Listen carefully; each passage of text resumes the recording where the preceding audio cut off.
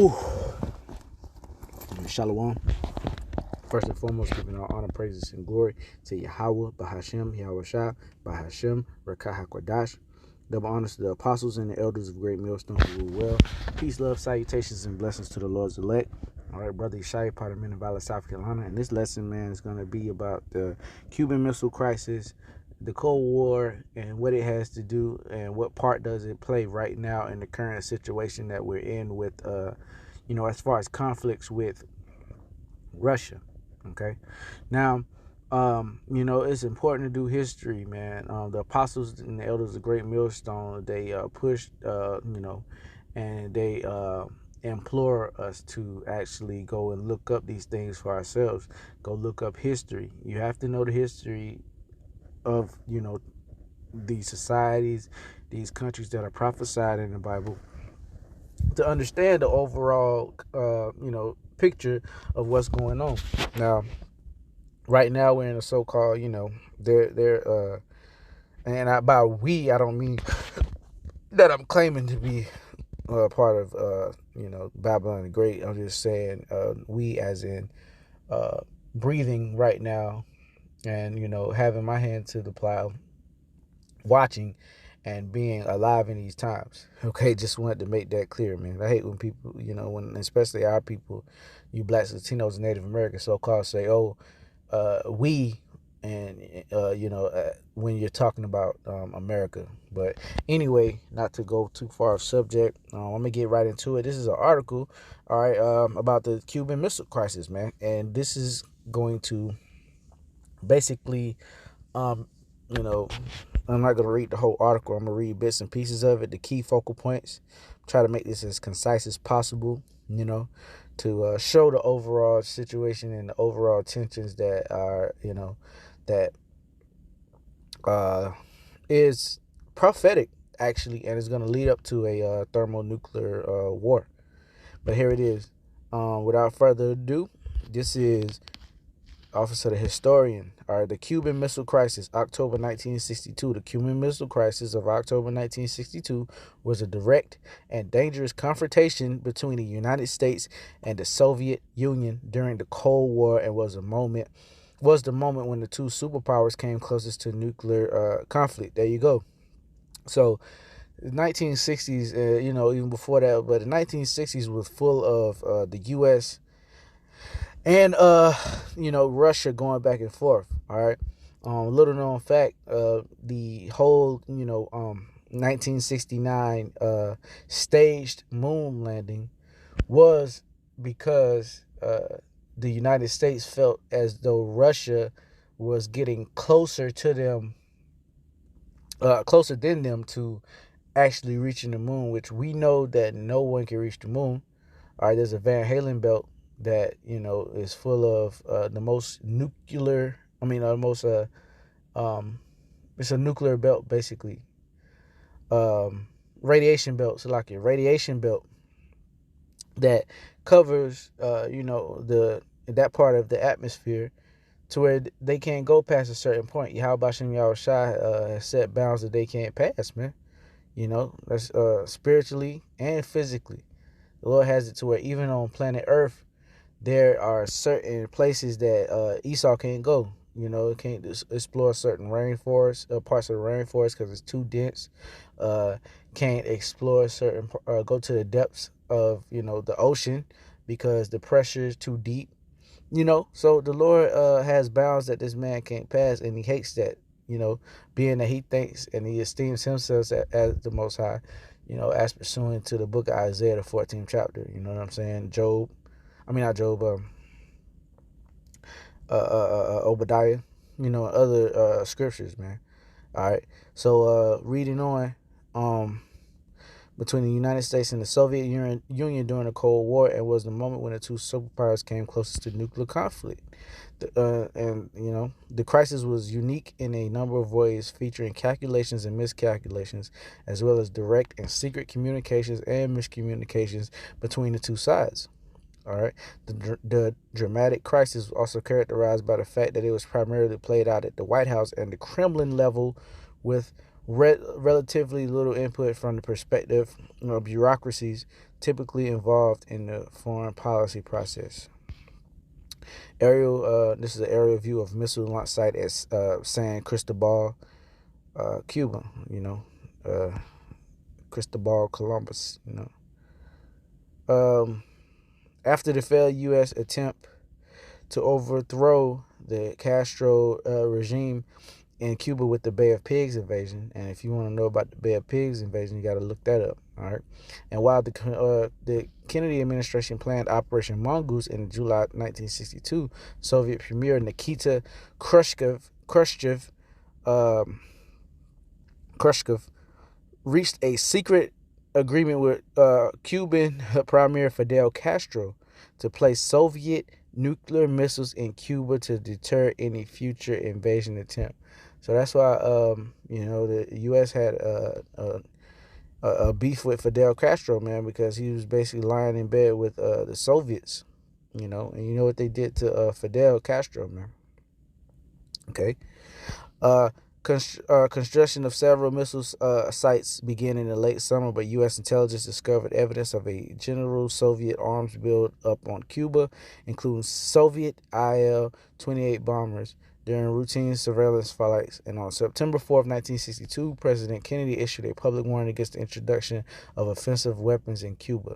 Now, we know that these presidents, including JFK, was a puppet. They like to say, JFK was one of the good presidents because of why he got assassinated. But there's a lot of things that he signed, that basically played into the agenda of the elite, bankers, man, because they ultimately run everything, and the presidents are merely puppets, man, to do their will, to stand as a representation to the people, so that they don't feel as though, they don't have any tangible source to rely on, as far as, not seeing anyone, physically that's giving these passing these legislations that's basically in leadership. I hope that made sense, man. Let's see. We're gonna skip down because we're gonna get into the precepts, because all this has a lot to do with the ultimately what we're experiencing right now, as far as being on the brink of World War III, and also Russia, Gog and Magog, being the leader of the nations, as far as the end of, Babylon the Great goes, let's see. And, I'm going to post this link in the description box if brothers want to read it. I don't, for time's sake, I don't want to make this too long. Like I said, I'm going to make it concise as possible. So I'm skimming through it to get the key points. The president also went on national television that evening to inform the public of the developments in Cuba, his decision to initiate and enforce a quarantine, and the potential global consequences if the crisis continued to escalate. The tone of the president's remarks was stern and the message unmistakable and evocative of the Monroe Doctrine. It shall be the policy of this nation to regard any nuclear missile launch from Cuba against any nation in the Western Hemisphere as an attack by the Soviet Union on the United States, requiring a full retaliatory response upon the Soviet Union. So basically, they created I wouldn't say it was a psyop, because they were actually, doing deals together, but they were creating a narrative that, Russia was a threat.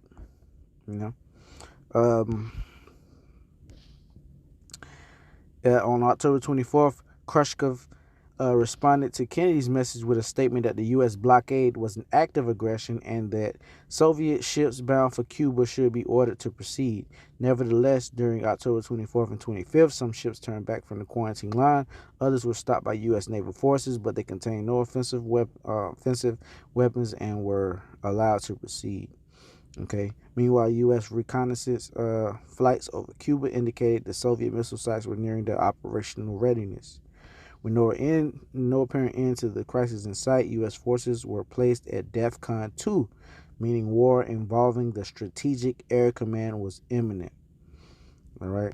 So, things started to ramp up, but it ultimately, long story short, it ultimately dwindled down, because it wasn't time for World War III yet. Okay, but the Lord does things to where He will give you a glimpse of what's to happen, and this right here was very much so a glimpse of what's to happen because, like the scriptures say, the bear, all right, is going to be the end of this kingdom, man. All right, and the bear represents Russia, and its allies, Gog and Magog. Okay. And they're gonna send fire on the whore, man, and they're gonna burn her with fire, man. All right. Let's see. I think if brothers want to read this, I'm gonna put it in the description box. But I'm gonna read this last paragraph. The Cuban Missile Crisis stands up. Actually, you know what? Let me read this one right here. I seen Turkey. Okay. Turgama. The crisis was over, but the naval quarantine continued until the Soviets agreed to remove their IL-28 bombers from Cuba. And on November 20th, 1962, the United States ended its quarantine. U.S. Jupiter missiles were removed from Turkey in April 1963. So we're going to read about Turkey, right, and how they're going to play a role too. The Cuban Missile Crisis stands as a singular event during the Cold War and strengthened Kennedy's image domestically and internationally. And also, it also may have helped mitigate negative world opinion regarding the failed Bay of Pigs invasion.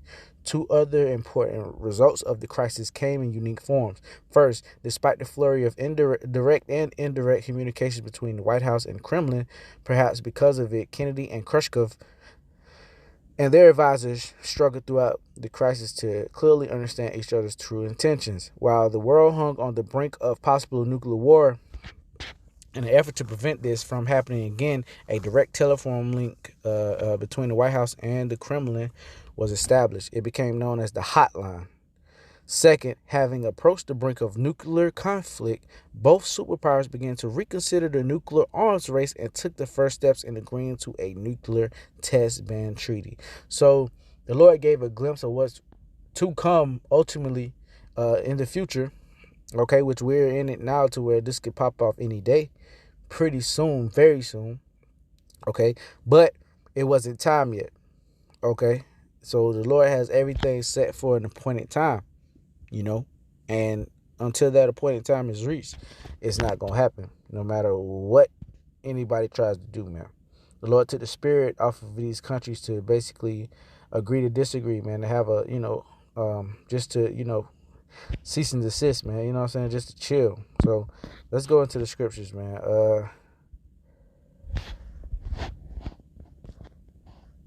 Let me go. Proverbs 21:1. First, the king's heart is in the hand of the Lord, as the rivers of water. He turneth it wheresoever he will. So there you go. The king's heart is at that time and currently right now is in the hands of the Lord. And he's doing what he will with it. Okay. Back then, those kings were so-called those so-called kings was JFK, Khrushchev. But now those kings is Biden, okay, Putin, the ones that are in control, man. So the Lord he can have it to where he can harden their heart and he can soften it up, just as he did with Pharaoh. All right, in ancient Egypt, and this is current modern day Egypt. Okay, the Lord had it to where he hardened Pharaoh's heart, and also softened it at times, because it was times that Pharaoh was going to let people go, but then the Lord had it to where he hardened his heart. That's why the scriptures reads Proverbs 21:1: the king's heart is in the hand of the Lord, as the rivers of water he turneth it whithersoever he will. So the Lord can have it to where they're on the brink of nuclear, attacks on both parties, or to where they're like, what? Hey, it's all good. All right, it's 1:44. Hey, call Allah, Yahweh Shem Yahushua. So there you go. All right, now let's Matthew 24, which is so prevalent. Might seem like a broken record, but these are rivers of living water. Okay, Matthew 24 and 6. And ye shall hear of wars and rumors of wars. See that ye be not troubled. For all these things must come to pass, but the end is not yet. So that can apply to then. All right. If you had not, if certain brothers had knowledge of the scriptures, especially who Gog and Magog is, who America, it's like who America, Babylon the Great is. You would think, this is about to go down now, okay? But no, the end is not yet, man. And we're hearing about this right now too, okay? With the Russia and Ukraine, going back and forth and all this, okay? So it's like, we're on the brink of World War III, but it's not yet. We're hearing of wars and rumors of wars, okay? So the Lord is gonna let us know when that thing happens. Ultimately, we're gonna know when them thermonuclear missiles get shot off. When the end is, man. Revelation 13. I'm gonna start at 1. And I stood upon the sand of the sea and saw a beast rise up out of the sea, having 7 heads and 10 horns, and upon his horns 10 crowns, and upon his heads the name of blasphemy. So them 7 heads go into the 7 kingdoms that ruled. Okay. It'll be Britain, okay, Spain, Germania Major, Germania Minor, the French, the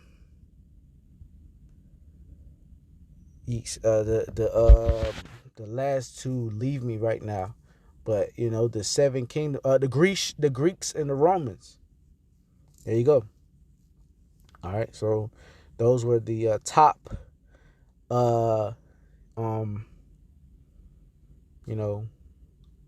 kingdoms that had their hand on the earth, for a point in time, man. All right, and I don't know all of the 10 horns, but and ultimately it goes to the 10 crowns, and they go ultimately to the NATO and EU present day, but they actually, I think one of them is Luxembourg. And I can also post the beast picture that illustrates what the beast is in the description box. It just leaves me right now. I don't want to just name part of them.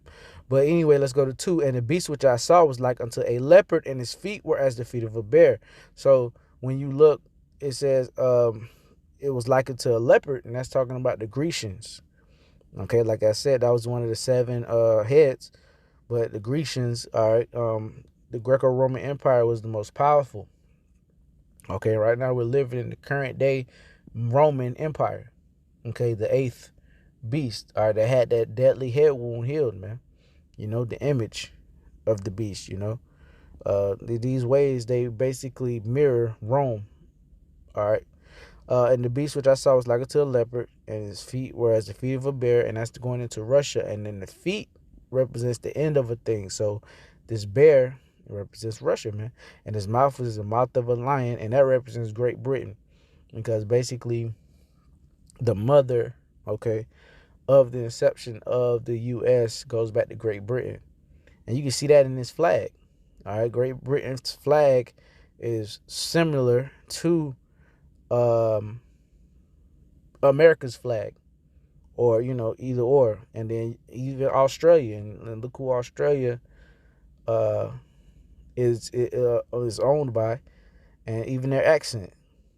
All right, goes back to like a British accent. I might, you know. But anyway, yeah. And the dragon gave him his power and his seat and great authority. And that dragon is representative of the Roman Empire. But moreover, that Roman Empire spiritually coming back as America being a so-called superpower, man. All right. And I saw one of the heads that if it were wounded, as if it were wounded to death, and his deadly wound was healed, and all the world wondered after the beast, man. And that's talking about the current superpower known as America and this military industrial complex, which basically rules the world right now. But hey, like the scriptures say, let the weak say I am strong. Let you know what I'm saying? And in Jeremiah, I think it's 50 and 23, how have the hammer of the whole earth been broken? Okay, actually, let's get that. Do I have it? No. So we're gonna just get that real fast. Jeremiah 50. How the hammer of the whole earth has been broken. Yeah, or how. Yep. Jeremiah 50 and 23. How is the hammer of the whole earth cut asunder and broken? How has Babylon become a desolation among the nations? So there you go. And now you got to ask yourself, what's Babylon the Great? Okay. Babylon the Great is America. All right. And how is the hammer of the whole earth cut asunder and broken? So their military industrial complex is a superpower, actually the top superpower on the earth. And it was that in 1969, but it says, let the weak say I am strong. So like it says, let the weak say I am strong. Okay. The so-called weak, but the Russians not really are a weak nation. They have more number. They are look at the elements, man. Those Edomites up there are tough, man. Because them elements make you tough, man. They're not the average Russian and the average American can't even be compared as far as toughness and everything like that goes, man. But anyway, not to get to our subject, how's the hammer of the whole earth cut asunder and broken? How has Babylon become a desolation among the nations? So there you go. Babylon represents America. All right. So their superpower is going to be taken down, by the hands of the Medes and the Persians. All right. I mean, Slakia. By the hands of the Gog and Magog. Enemies and the Persians are going to play a part too. Persia's going to play a part. Ezekiel 38. And the word of the Lord came unto me, saying, Son of man, set thy face against Gog, the land of Magog, the chief prince of Meshach and Tubal, and prophesy against him. And Gog and land of Gog and Magog represents the landmass of Russia and those Baltic states. And part of that conflict was the certain Baltic states separating from the Soviet Union. And I think Ukraine is a part of NATO now. So they said, hey, fuck Russia, fuck Mother Russia. And they sided with the adversary, which is America, man. So you're gonna see how that turns out. And I will turn thee back and put hooks into thy jaws, and I will bring thee forth, and all thine army, horses and horsemen, and all of them clothed with all sorts of armor, even a great company with bucklers and shields, and all of them handling swords. So there you go. Hey, Russia is going to go back to that Soviet Union spirit that I just read, the Cuban Missile Crisis that occurred during the Cold War. Okay, they're going to return back to that state where they're going to be battling America. Okay, and having having beef with America, and that's happening, man. See, Persia, Ethiopia, and Libya with all them of their with them, and shield and helmet, Gomer and all his bands, the house of Togomar and the north quarters and all his bands, and many people with thee. Now I will bring out a map, but I'll probably do another lesson. But Togomar and Gomar are represents modern day Turkey. and those states, those pretty much their states, those countries in that region.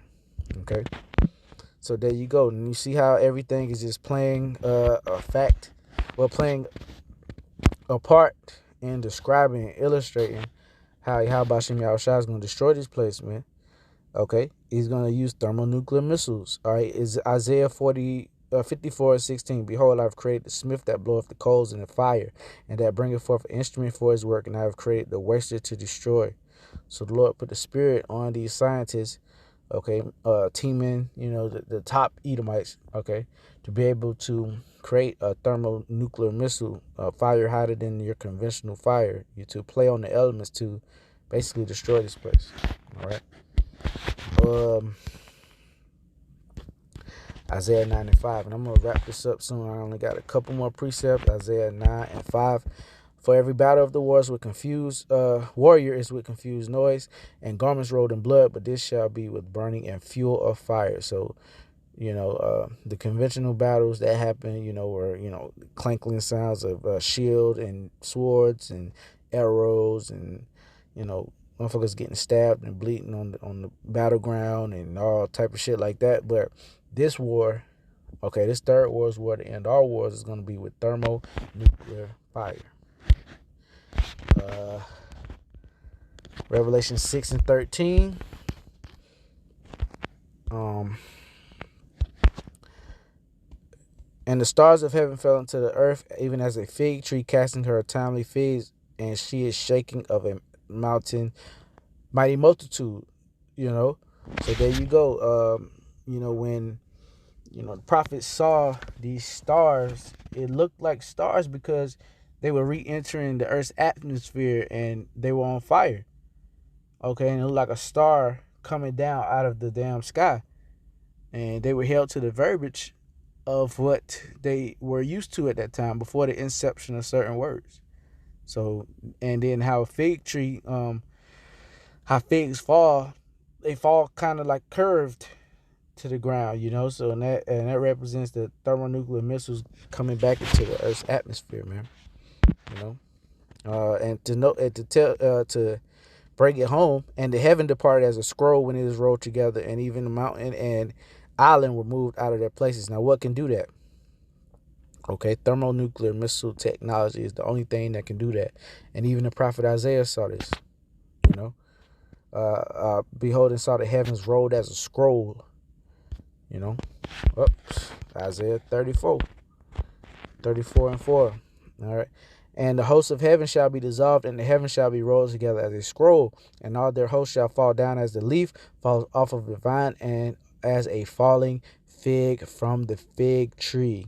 So that right there brings home, the point. All right. Isaiah was going off, the book of Revelation, that John the Revelator had the office, to write down, see the visions to write it in the book, okay, from Yahweh Shem Yahushua, okay, and all the prophets agreed together, man. All the righteous prophets of Yahweh Shem Yahushua agreed together, and they played off of each other, lambacked, because ultimately it's all about the doctrine, and they agreed in one. Okay, verse 5, for my sword shall be bathed in heaven, behold, it shall come down upon Idumea and upon the people of my curse to judgment. The sword of the Lord is filled with blood, it is made fat with fatness, and with the blood of lambs and goats, with the fat of the kidneys of rams. For the Lord hath a sacrifice in Bozrah, and a great slaughter in the land of Idumea. Okay, so just like the apostle Tahar always goes into, all right, this landmass known as Babylon the Great is a huge altar for Yahweh Shem Yahushua, man. Okay, and you have a sacrifice in Bozrah, okay, which Bozrah was a chief city in the land of Edom. Okay, Idumea is the land of Edom too, but the ones that rule this earth, not only rule the earth, but the United States through Great Britain, through the banking families are Edomites. So that's why the scriptures talk about, the sacrifice in Bozrah and land of Adumia, which are lands in Edom, to represent the people of Esau, Edom. So there you go, man. I'm going to end it with that. Lord willing, it was edifying, giving all honor, praises, and glory to Yahweh, Bahashem, Yahweh Shah, Bahashem, Rakah HaKodash. Double honors to the apostles and the elders of Great Millstone. Peace, love, salutations, blessings to the Lord's elect. Shalom.